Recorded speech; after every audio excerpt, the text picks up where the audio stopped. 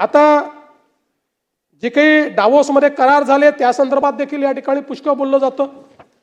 अनेक वेळा तर हे सांगितलं होतं की तिथे जाऊन करार का करता, इथेच का करार करत नाही.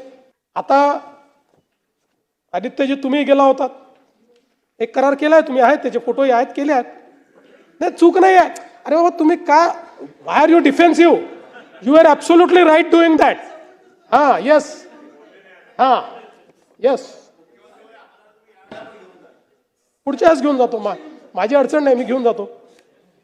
मुळामध्ये आपण म्हणालात ते खरं आहे, छोटंसं गाव आहे डावोस, पण 2-2 दिवस येऊन ट्रम्प राहतात. जगातल्या सगळ्या अर्थव्यवस्था या त्या ठिकाणी त्या काळामध्ये असतात. जगातले सगळे बिझनेसेस असतात. If you have to be relevant in economic world, you have to be there. आणि मला सांगताना आनंद वाटतो की आम्ही महाराष्ट्राचा रेलेव्हन्स तिथे इतका वाढवला आहे की डावोसमध्ये ज्या काही वेगवेगळ्या चर्चा असतात त्यात महाराष्ट्राची देखील एक चर्चा असते. इतक्या मोठ्या प्रमाणात या ठिकाणी आपण हे करतो आणि हे खरंच आहे.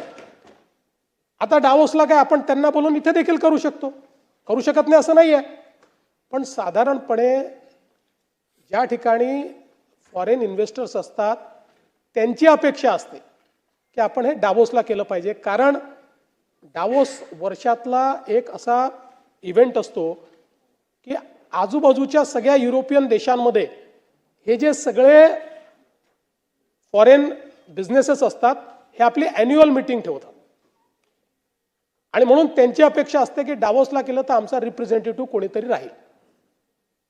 दुसरं असं आहे की आपण जर बघितलं तर थेट फॉरेन कंपनीज आपल्याकडे येत नाहीत. आपला इंडियन पार्टनर असतो, पण त्याच्यामध्ये 60% 70% पैसा या फॉरेन कंपनीजचा असतो, त्या लावत असतात.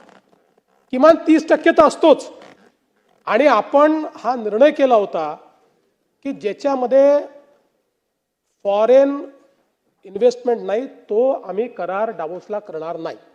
ज्याच्यात फॉरेन इन्व्हेस्टमेंट आहे तोच आम्ही डावोसला करू.